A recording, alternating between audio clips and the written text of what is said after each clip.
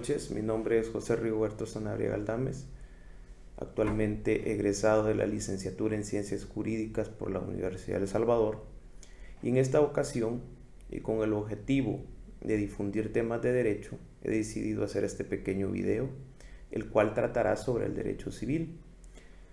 Trataré de explicar ciertas nociones generales, algunos pincelazos de esta área del derecho, ya que la misma es sumamente amplia. Y eso lo veremos en este momento. ¿Por qué digo que el derecho civil es un área sumamente amplia? Además, sin temor a equivocarme, me atrevo a decir que el derecho civil constituye la columna vertebral del ordenamiento jurídico de los países que pertenecen al sistema jurídico continental o que tienen su base en el derecho escrito. Para iniciar y tratar de abordar el derecho civil es necesario partir de su concepto. Es necesario conocer el derecho civil. ¿Qué es el derecho civil?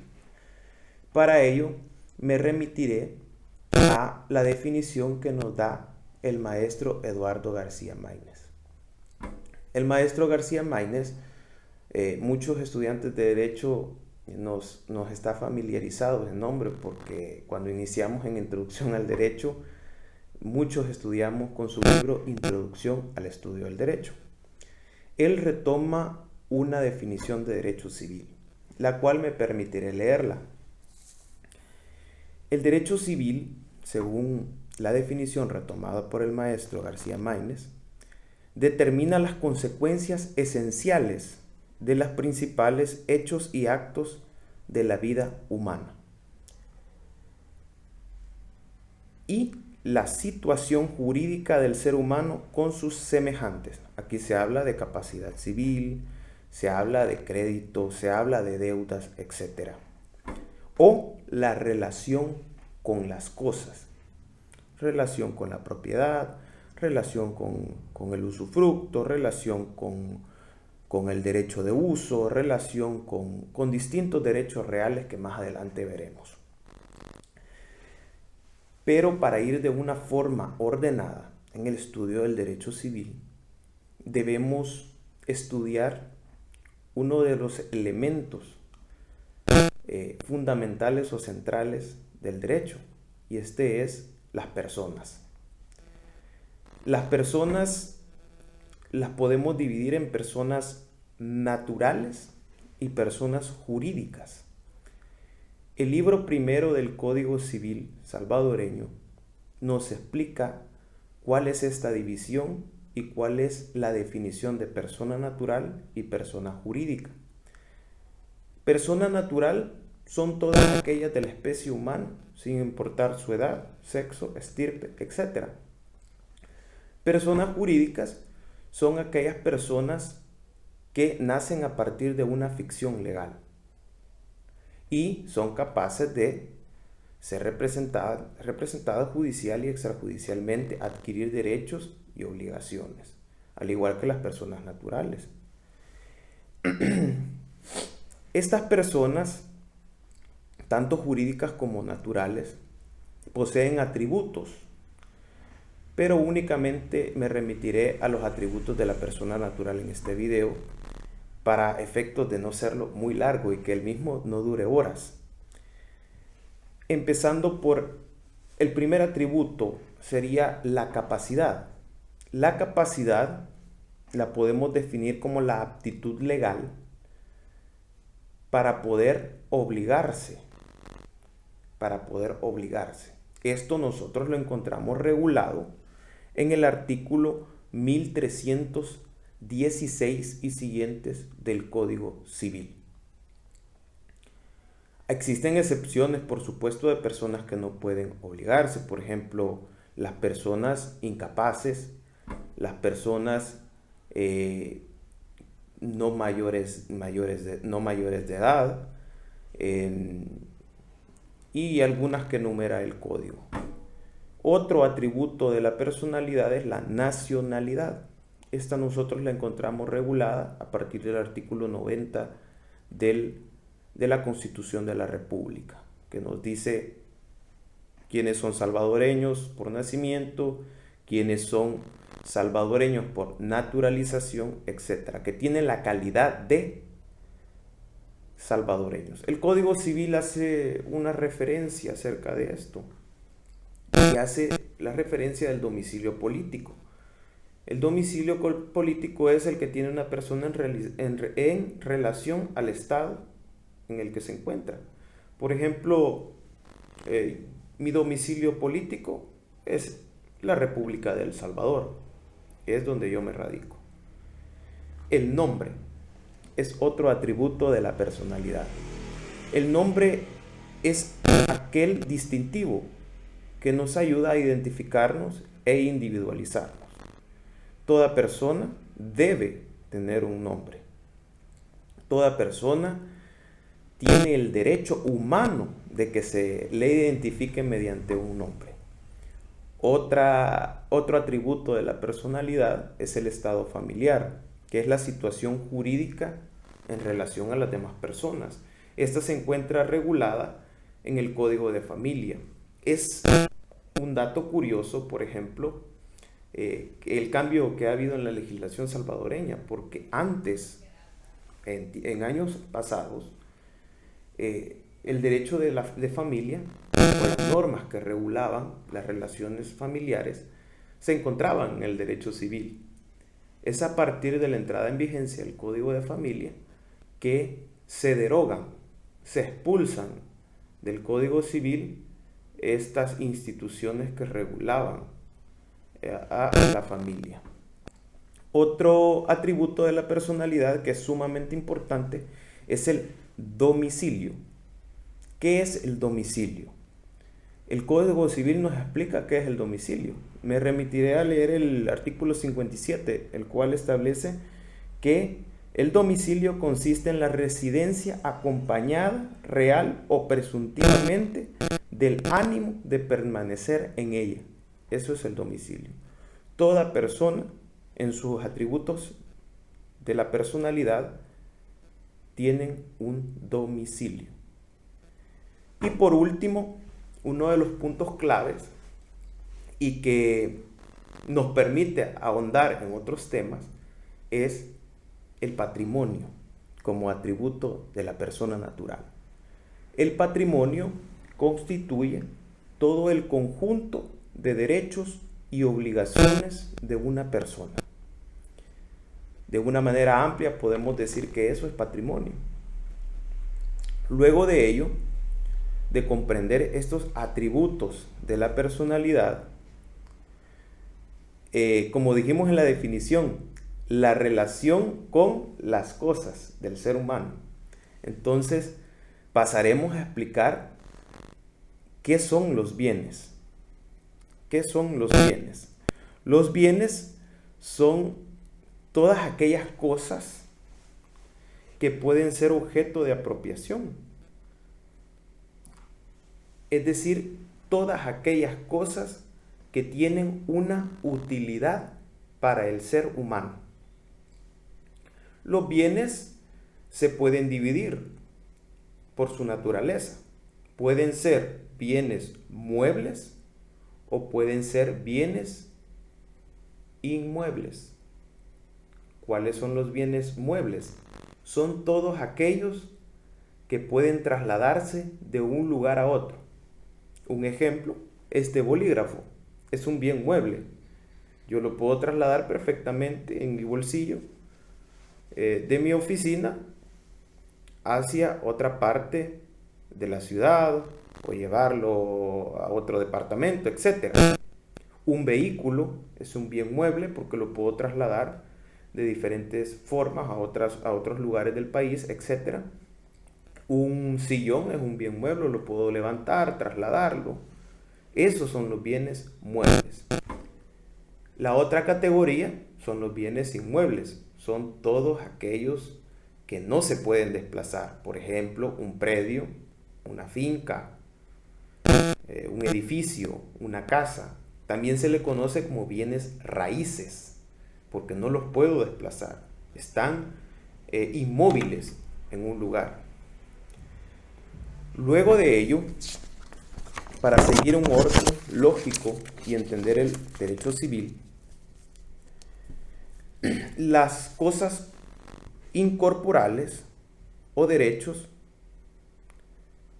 es decir, aquello que no tiene un cuerpo, cierto, las cosas incorporales o derechos, las podemos dividir en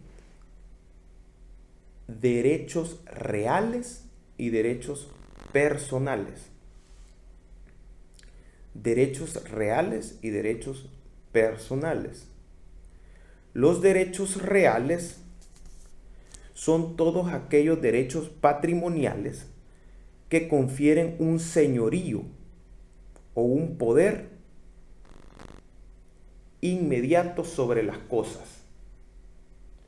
Y los derechos personales son todos aquellos que se pueden exigir en relación a otra persona. Por ejemplo, un mutuo, un contrato de mutuo. El sujeto A presta $10,000 al sujeto B. De ahí surge una obligación. La obligación del sujeto A de entregar los $10,000 y del sujeto B que al pasar un determinado plazo, él debe retornar esos $10,000, ya sea los $10,000 más intereses o solo los $10,000 sin intereses. Recordemos que el contrato de mutuo puede ser a título gratuito o oneroso, o puede ser oneroso. Entonces, los derechos reales y personales los podemos identificar de esa manera. En este momento me haré un énfasis en los derechos reales. ¿Cuál es el origen histórico de los derechos reales? Los derechos reales tienen como su origen histórico, como lo mencioné en un principio, en la antigua Roma. Específicamente existen algunos antecedentes del jurista Gallo en el siglo II, cuando él manifestaba que existían dos tipos de acciones, dos géneros de acciones. Las acciones reales, que son en relación a las cosas, a su pertenencia, a su dominio, y están las acciones personales que se pueden ejercer en relación a otra persona que debido a un contrato o un delito se encuentra obligada hacia la persona, que también se puede denominar acreedor, ¿verdad? Luego de ello, los derechos reales tienen ciertos elementos, al igual que los derechos personales.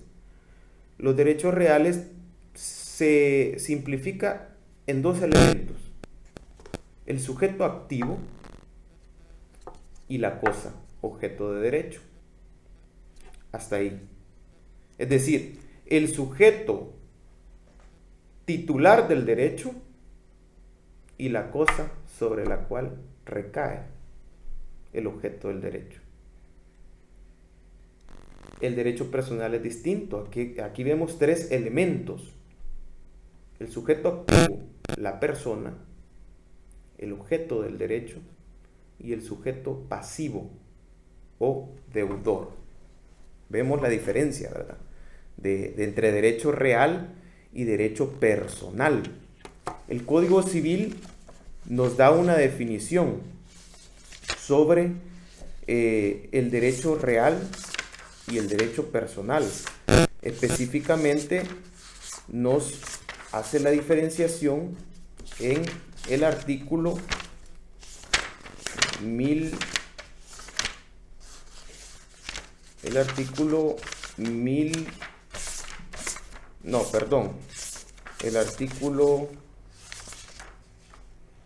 específicamente en el artículo 567.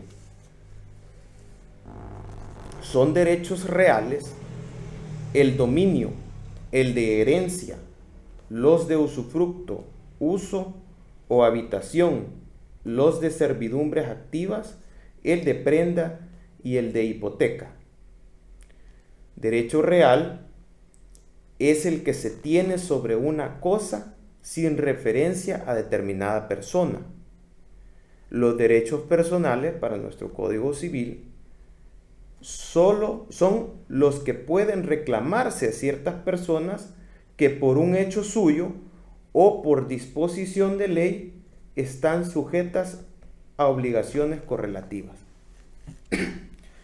De entrada, en el libro segundo, el Código Civil nos da la definición de derecho real y derecho personal. Una definición que es prácticamente igual a la definición que nos da el Código Civil chileno. El Código Civil chileno es el código modelo que tomaron en el tiempo del general Gerardo Barrios. Se tomó como modelo de referencia el Código Civil chileno. Es por eso que cuando estudiamos el derecho civil nos remitimos muchas veces a autores chilenos, a distinguidos juristas chilenos que han explicado de una manera muy atinada sobre el derecho civil. Los derechos reales pueden clasificarse, por supuesto. Sin embargo, los mismos tienen una clasificación que los romanos llamaban como numerus clausus. Eso significa que son números cerrados. Su clasificación está estrictamente determinada por la ley. Es decir, a diferencia de los derechos personales que pueden, mediante el acuerdo de voluntades de las partes, puede ser muy variada. Sin embargo, los derechos reales son expresamente determinados por la ley. Estos derechos que están determinados por la ley, que ya hice referencia a algunos cuando leí el artículo 567, la propiedad, el usufructo, el uso, la habitación, servidumbre, hipoteca, prenda, etc. Pero estos los podemos subdividir, hacer una pequeña subdivisión. Los podemos dividir en derechos de uso o disfrute y los podemos dividir en derechos reales de garantía. Cuando hablamos de derechos reales de uso y disfrute y goce, hacemos referencia a la propiedad.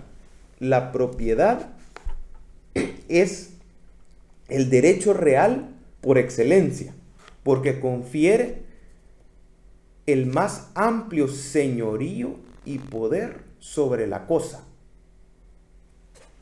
Ojo con la definición, es el más amplio señorío y poder sobre la cosa, únicamente con las limitaciones que prescribe la ley. Leeré el concepto de propiedad o dominio que establece el Código salvadoreño en su artículo 568, que dice lo siguiente: se llama dominio o propiedad el derecho de poseer exclusivamente una cosa y gozar y disponer de ella, sin más limitaciones que las establecidas por la ley o por la voluntad del propietario. Vemos que es el derecho, y de entrada el Código Civil nos explica primero el derecho de propiedad antes que los demás derechos reales. Entonces, empezamos por el derecho de propiedad, que tiene un abordaje teórico propio debido a su amplitud. En otro video, más detenidamente, hablaré exclusivamente sobre el derecho de propiedad, debido a su amplitud. Luego tenemos el derecho de usufructo, es un derecho real, un poco más restringido. No es tan amplio como el de propiedad, porque este únicamente se limita al uso y goce, usufructo, el derecho de uso, el derecho de habitación, el derecho de servidumbre, constituyen derechos reales de goce y disfrute. Luego tenemos, dentro de la subdivisión, el derecho de hipoteca y prenda. La hipoteca es una garantía que recae exclusivamente sobre bienes inmuebles. Y para que ello tenga efecto, esta hipoteca tenga validez, debe ser por escritura pública y debe inscribirse en el registro de la propiedad raíz e hipotecas. El derecho de prenda está enfocada a derechos, a los bienes muebles.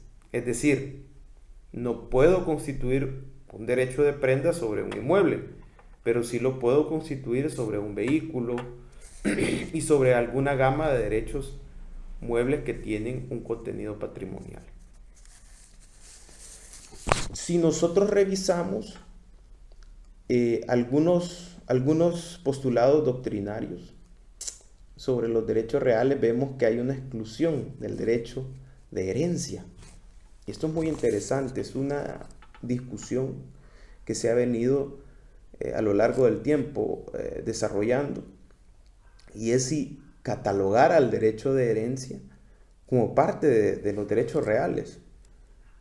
Sin embargo, a pesar de todas las discusiones que puedan haber dentro del campo del derecho civil, es necesario mencionar que nuestra legislación vigente, nuestro Código Civil, en el artículo 567, nos define que la herencia es un derecho real. Es un derecho real. Y el derecho de herencia es tan complejo que requirió un libro entero en el Código Civil para poder regularlo. En otro video exclusivo aclararé y trataré de dar ciertas nociones del derecho de herencia, que es un derecho sumamente complejo que está regulado en el libro cuarto del Código Civil en adelante. Este ha sido todo sobre ciertas nociones, ¿verdad?, sobre el derecho civil. Son pincelazos prácticamente, ya que, como mencioné en un principio, el derecho civil es sumamente amplio y complejo. Es una de las áreas del derecho más importantes dentro de la formación de todo jurista, de todo abogado, estudiante del derecho, y también debe ser conocida por todas las personas, porque dentro de las relaciones sociales, dentro del ser humano, el derecho civil juega un papel prácticamente cotidiano, diario, y que nos vemos inmersos, y que es necesario comprenderlo a partir del estudio del Código Civil y el estudio de la doctrina que nos comparten los diferentes autores que han estudiado este campo del derecho. Esto ha sido todo. Muchas gracias. Espero que les haya gustado el video y primeramente Dios, posteriormente abordaremos más temas sobre el derecho civil y sobre otras ramas del derecho, de tal forma que podamos compartir el conocimiento